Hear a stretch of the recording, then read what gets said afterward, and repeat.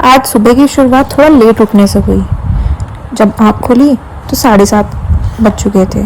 तभी मैंने अपने बराबर में सोते हुए पतिदेव को उठाया और धरती माता का आशीर्वाद लिया। फिर लिया पतिदेव का आशीर्वाद, पाया उनसे बहुत सारा प्यार। बस फिर लग गई अपने काम पर। फटाफट से बेड सेट किया और बेड सेट करने के बाद पतिदेव की हेल्प से सुंदर सा उसको सजाया। फेस वॉश करने के बाद जब मैं नीचे पहुंची तो किचन में अंधेरा हुआ था, नीचे कोई उठा नहीं था। फटाफट से मैंने लाइट ऑन करके मम्मी जी का आशीर्वाद लिया और उन्हें खूब सारा प्यार किया। मम्मी जी के रूम के कर्टन्स ओपन किए, तभी देखा मेरे नंदोई जी बहुत सारी खेत की ताज़ी ताज़ी सब्जियां लेकर पहुंचे। मम्मी जी उन्हें अंदर लाई तो मेरा उन्हें देखकर मन खुश हो गया। उन्हें पानी पिलाने के बाद अम्मा से आशीर्वाद लिया और इतनी सुंदर सुंदर सब्जियों को देखकर मेरा मन बहुत खुश हो गया। फिर पतिदेव को पानी पिलाया, अम्मा को पानी पिलाया और सासू माँ को भी पानी पिलाया और फिर सबके साथ बैठकर मैंने खुद भी पानी पिया। फिर लौकी बनाने की तैयारी करने लगी, तभी पतिदेव इस बात से नाराज़ हो गए कि लौकी क्यों बना रहे हो, और बिना लंच किए लिए और बिना ब्रेकफास्ट किए ही ऑफिस चले गए। फिर अम्मा को नाश्ता कराया और तब तक हमारा हाउस हेल्प का भी मोस्टली सारा काम ख़त्म हो चुका था। मम्मी जी को नाश्ता कराया और उसके बाद वहाँ से बर्तन उठा कर लाई। हाउस हेल्प के साथ बातें करते हुए मैंने उन्हें भी नाश्ता कराया।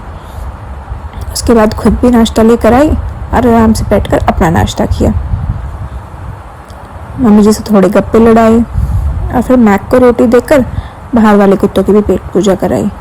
मम्मी जी के साथ बैठकर थोड़ी देर फ़ोन चलाया और फिर मौसम को देखते हुए कोफ्ते बनाने का ध्यान आया। पर उससे पहले करनी थी मुझे सफाई, तो पहले मैंने ड्राइंग रूम को अच्छे से सेट किया। फिर उसके बाद मम्मी जी के रूम में जाकर ब्लैंकेट फोल्ड करके अच्छे से उसको सेट करके अपने पतिदेव के बिखरे हुए कपड़े उठाए। उनके जूते चप्पल भी बच्चों की तरह ऐसे ही इधर उधर पड़े रहते हैं, वो सब उठाकर मम्मी जी से फिर थोड़ी देर गप्पे लड़ाए। फिर सफाई में लग गई। बेड के साइड वाला स्टूल अच्छे से साफ करके सेट किया और उसके बाद बारी थी बेडशीट की। बेडशीट को अच्छे से सुंदर तरीके से सेट किया और बस जब सुंदर सी बेडशीट बिछ गई तो उसके बाद तकिया रख के उसका लुक कंप्लीट किया। फिर कल के सूखे हुए कपड़े बारिश की वजह से जो अब तक गीले थे उन्हें उठाकर तह बनाई और कबर्ड में सेट किए। बस फिर अपना कपड़ा लेकर पहुंच गई ड्राइंग रूम में। अच्छे से ड्राइंग रूम की सारी डस्टिंग की और फिर उसके बाद ज़रूरी जगह की भी। फिर अपना कपड़ा लेकर पहुंची वॉश बेसिन के पास। वॉश बेसिन का शीशा चमकाया। फिर अंदर बेडरूम में बेड को चमकाया, ड्रेसिंग को चमकाया और उसके बाद पेंटिंग्स को चमकाया।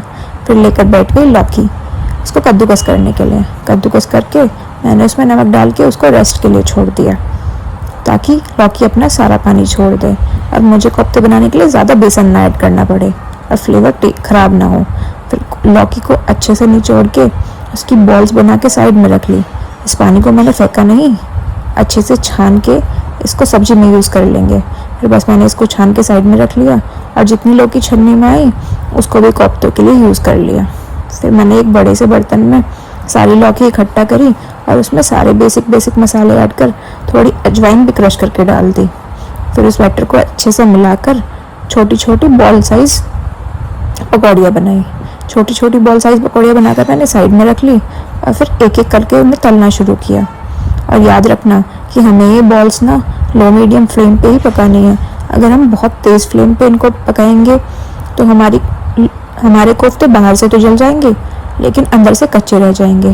फिर मैंने इनको अच्छे से अलट पलट कर सेका। फिर जब तक एक राउंड मेरा अच्छे से तेल में भुन रहा था तब तक मैंने दूसरे राउंड के लिए गोल गोल पकौड़े बनाकर साइड में रख लिए। फिर जब दूसरे राउंड के पकौड़े तल रहे थे तो मैंने चावल को अच्छे से धोकर भिगा लिया क्योंकि आज कोफ्तों के साथ चावल बनाने थे। तब तक मैंने वापस आकर देखा तो मेरे कोफ्ते भी अच्छे से फ्राई हो चुके थे। फिर मैंने उनको एक बार और अच्छे से पलट के सेका और सब्जी बनाने के लिए फटाफट से प्याज छील के उनको चॉपर में मोटा मोटा चॉप कर लिया। फिर मैंने इधर आके प्लेट उठाई और अपने सारे कोफ्ते सिके हुए थे उनको बाहर निकाला। फिर सेकंड राउंड के कोफ्ते डाले, उनको भी मैंने अच्छे से गोल गोल करके कढ़ाई में डाला। फिर मम्मी जी को कोफ्ते टेस्ट कराए और उनके रिएक्शन ऐसे थे। फिर मैंने फटाफट से प्याज को चॉप किया और सारे कोफ्तों को बाहर निकाल लिया। सारे कोफ्तों को कढ़ाई से बाहर निकालने के बाद जीरा डाल के चॉप्ड किए हुए अदरक लहसुन और प्याज के पेस्ट को कढ़ाई में डाल दिया। फिर मम्मी जी पता नहीं कौन सा फल लेकर आई। जब तक मैंने उधर टमाटर काटे, मम्मी जी ने मेरे खाने के लिए इसको काटा।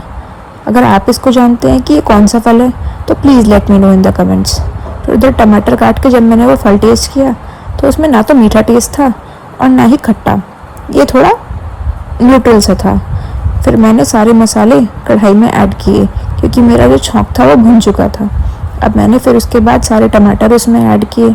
टमाटर ऐड करने के बाद मैंने डाले उसमें खूब सारा पानी ऐड करने के बाद मैंने डाला स्वाद अनुसार नमक और फिर इसको अच्छे से भुनने के लिए छोड़ दिया प्लेट ढक के, क्योंकि जब तक हमारा मसाला तेल नहीं छोड़ेगा हमारा सब्जी का टेस्ट अच्छा नहीं होगा। फिर मैंने कुकर उठाया और चावल डालकर कुकर सेट कर दिया गैस पे। उसके बाद मैंने अपने मसाले को अच्छे से चलाया और हाँ, ये वही पानी है जो मैंने लौकी का छान के रखा था। सबसे पहले मैंने कढ़ाई में इसको ऐड किया। उसके बाद आप कंसिस्टेंसी के अकॉर्डिंग एक्स्ट्रा पानी ऐड कर सकते हो। बस फिर डाली उबाल आने के बाद डाली कसूरी मेथी और एक एक करके अपनी कोफ्ते की बॉल्स ऐड करनी शुरू करी। सारी कोफ्ते की बॉल्स इसमें जा चुकी थी। उसके बाद मैंने इसको अच्छे से चलाया और अच्छे से खदकने दिया। जब तक ये खदका तब तक हमारे चावल भी रेडी थे। चावल रेडी होने के बाद मैंने जितनी मट्ठा आज आई थी नंद के यहाँ से उसको 2 बड़े बड़े बर्तनों में कर लिया। फिर हमारी सब्जी भी ऑलमोस्ट रेडी थी। 2 बड़े बड़े बर्तनों में करने के बाद मैंने अपने रायते में जीरा मिक्स किया और सब्जी में गरम मसाला मिक्स किया। बस फिर क्या, चली गई मैं नहाने। गर्मी बहुत थी। फटाफट से नहाकर आई और हल्का सा मेकअप किया। हल्का सा मेकअप करने के बाद रेडी होकर नीचे पहुंची। मम्मी जी को खाना खिलाया, जिसे खाकर वो बहुत खुश हुई, उनको बहुत पसंद आया। उसके बाद अम्मा को और फिर मैंने भी साथ में बैठकर खाना खाया। मुझे भी खाना खाने में बहुत अच्छा लगा। राधे राधे एवरीवन। और हाँ, अगर आप लोगों को मेरी वीडियो अच्छी लगी हो तो प्लीज़ मेरे चैनल को सब्सक्राइब करो और वीडियो को लाइक करो। और अगर नहीं लगी हो